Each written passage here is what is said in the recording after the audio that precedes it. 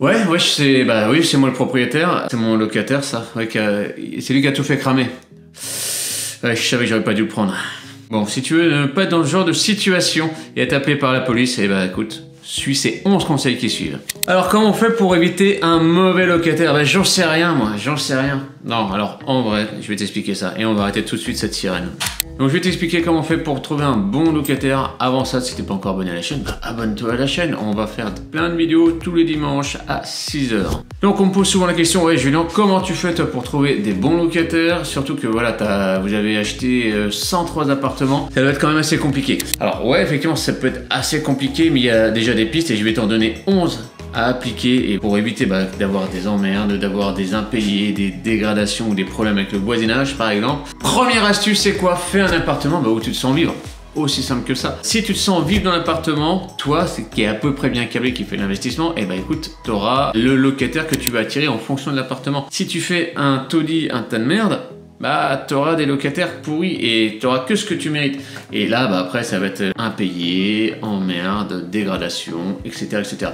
Donc, fais toujours déjà un appartement où tu te sens vivre. Donc, en gros, fais de la qualité. Ok. Deuxième astuce pour moi, c'est fais une annonce correcte et surtout dis la vérité dans ton annonce. Moi j'ai déjà vu des trucs de ouf où t'as un gars qui invente une pièce dans l'appartement, enfin dans l'annonce. Tu dis mais pourquoi? Ouais mais après quand le mec qui vient sur place, tu vois je peux rectifier le tir et puis je la tire toi. Bah non, si tu commences déjà une relation qui doit se baser sur la confiance et tu commences par un mensonge, ça va pas le faire. Ça va franchement pas le faire. Et puis aussi, décris bien tout ce qu'il y a dans ton appartement. Alors, on est d'accord, le gars il va travailler, il va te dire ouais, donc alors, il y a chauffage électrique. Ouais, il y a chauffage électrique. En plus, j'ai vu que c'est du parquet au sol. Ouais, c'est du parquet. Et que l'immeuble il se situe là. Ouais, c'est ça. Ok, non, d'accord. Bon, c'est normal. Il va reposer les questions parce qu'il a besoin de revalider. Mais mettez déjà toutes les informations et s'il vous plaît, la vérité dans l'annonce. Ok. Et ouais, aussi une chose. Mets ton téléphone. Ne fais pas par mail et tout, c'est chiant. En plus, tu veux pas pouvoir sentir les personnes. Toi, au téléphone, tu sens déjà si le mec il est à peu près bien câblé, si c'est quelqu'un qui s'embrouille déjà tout seul dans sa tête, que ça a l'air d'être compliqué et tout. Donc, s'il te plaît, fais-moi ça proprement, ok?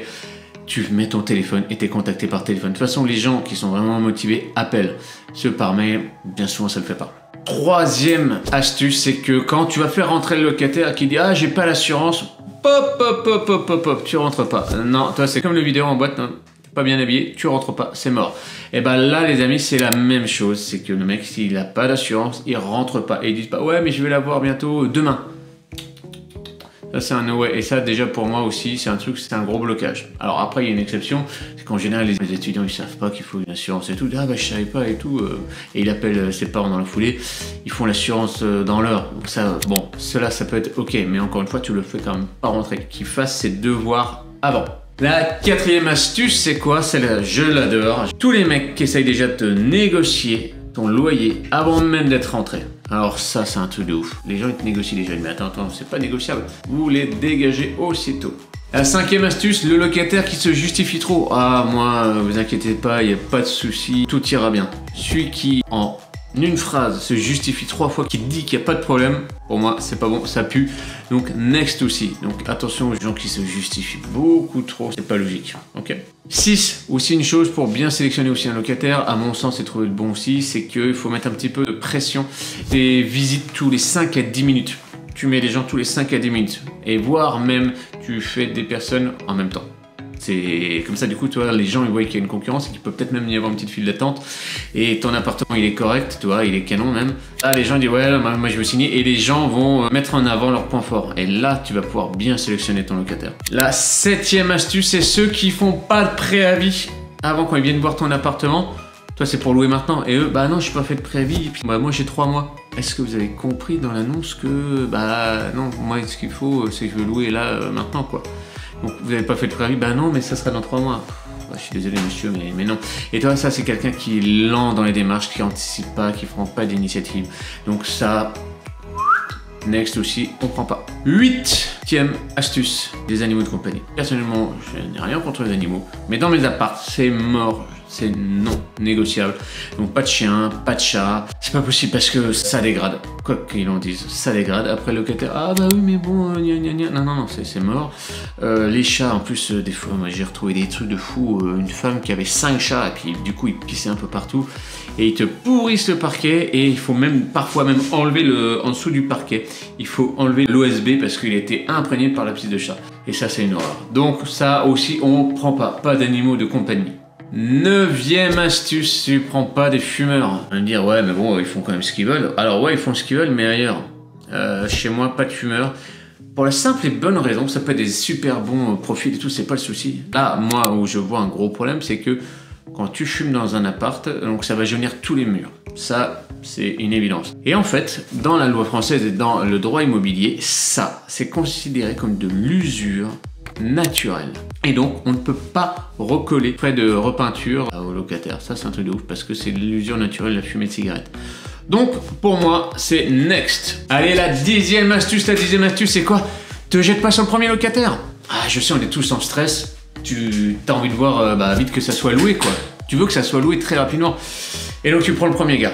Souvent le premier gars c'est peut-être pas de tout le bon. Hein. Donc faites bien attention à ça. On prend le temps. T'inquiète pas, il y a du monde. T'as validé ton marché avant. Tu sais que tu vas être loué. Ne prends pas la première personne. En plus des fois t'as envie de torcher le truc. Tu dis allez c'est bon, c'est fait. Au moins c'est loué et je suis peinard. Eh ben non, on ne prend pas le premier locataire. On prend le temps de regarder le dossier. Même si ça va prendre 3-4 jours d'avoir le bon. Rappelle-toi une chose, c'est vaut mieux patienter un petit peu au début et surtout ne pas être emmerdé à la suite dans ta gestion de location. Et en plus, si le locataire il se sent bien chez toi, il va rester 3-4 ans et en plus il est pas en merde. C'est cool, donc 3-4 jours pour plusieurs années, ça vaut le coup d'attendre. Et enfin, la 11e astuce, c'est quoi? C'est savoir dire non. Ouais, savoir dire non. Alors ça, c'est quelque chose que on a peur de faire ça en France. Dans d'autres pays, on n'a aucun problème là-dessus. Mais dire non à des personnes, dire bah non, je vous veux pas. Ouais, mais gna gna gna. Oui, mais non, j'ai le droit de faire ce que je veux. Et je vous le loue pas.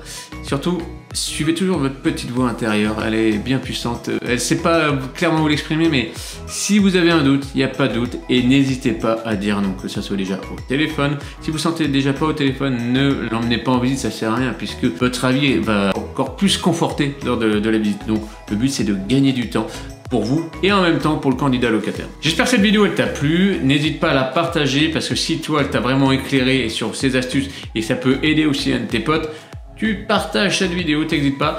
Et surtout, abonne-toi à la chaîne, active les notifications, comme ça au moins t'auras tous tes conseils tous les dimanches. Et si tu veux aller plus loin, j'ai mis un lien juste en dessous, tu vas pouvoir t'inscrire à notre prochaine conférence sur l'immobilier. Donc, je te laisse le soin d'aller cliquer là-dessus.